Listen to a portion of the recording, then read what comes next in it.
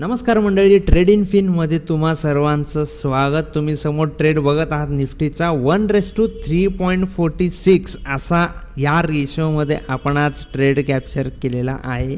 आणि ह्या सिनारिओबद्दल काल आपण चर्चा केली होती, ते म्हणजे सिनारिओ नंबर 2. आपण लगेच एक क्विक ॲक्शन घेऊया. सिनारिओ नंबर 2मध्ये नक्की काय आपण काल म्हणालो होतो ते आपण आता जस्ट लगेच बघायचं आणि लगेच ॲनालिसिसवर रिटर्न यायचं आहे.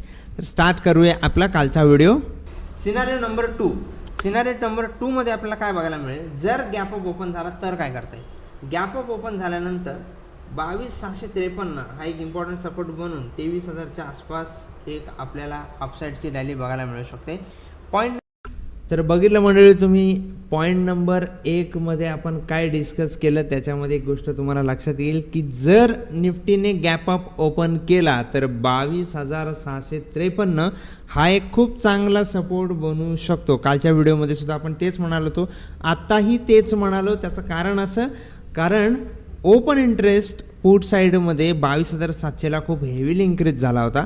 त्याच्यामुळे 653च्या आसपास सपोर्ट तर बनतच होता आणि मार्केटने एक छान अशी अपसाईडची रॅली आपण कॅप्चर केलेली आहे. साधारण किती पॉईंटची रॅली होती याच्याकडे जर आपण अंदाजे एक लक्ष जर दिलं तर 240 पॉईंटची ही रॅली आपण कॅप्चर केलेली आहे. 240 पूर्ण नाही केली, ऑलमोस्ट 120च्या आसपास आपण रॅली कॅप्चर केली आहे. एवढी रॅली कॅप्चर करण्यासाठी आपण राहिलो अशातला भाग नाही, पण 813 812 हा एक मेजर रेजिस्टन्स होता. सो आय थिंक आम्ही 100 पॉईंटची रॅली कॅप्चर केली असं मला वाटतं. 813 बघा, 813 हा ऑलमोस्ट रेजिस्टन्स होता बघा. इथून जर आपण कॅप्चर केली, याच्यापासून जर आपण कॅप्चर केली तर साधारण 128 पॉईंटची रॅली आपण कॅप्चर केलेली आहे. 80% प्रॉफिट आपण बुक केला आणि उरलेला 20% प्रॉफिट आपण 22,906च्या आसपास बुक केलेला आहे बघा. 22,910 ते 22,906च्या आसपास आपण हा प्रॉफिट बुक केलेला आहे. ही ती लेवल आहे.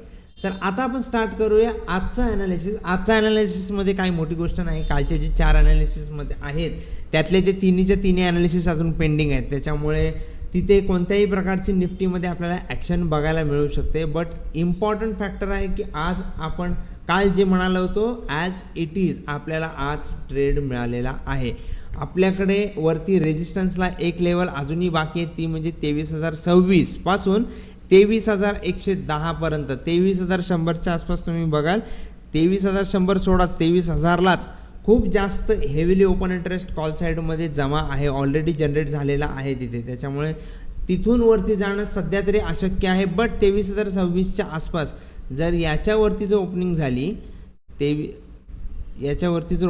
तर आपल्याला 23,026च्या आसपास एक रिजेक्शन बघायला मिळू शकतो आणि एक डाऊन साईडचा आपल्याला ट्रेड बघायला मिळेल.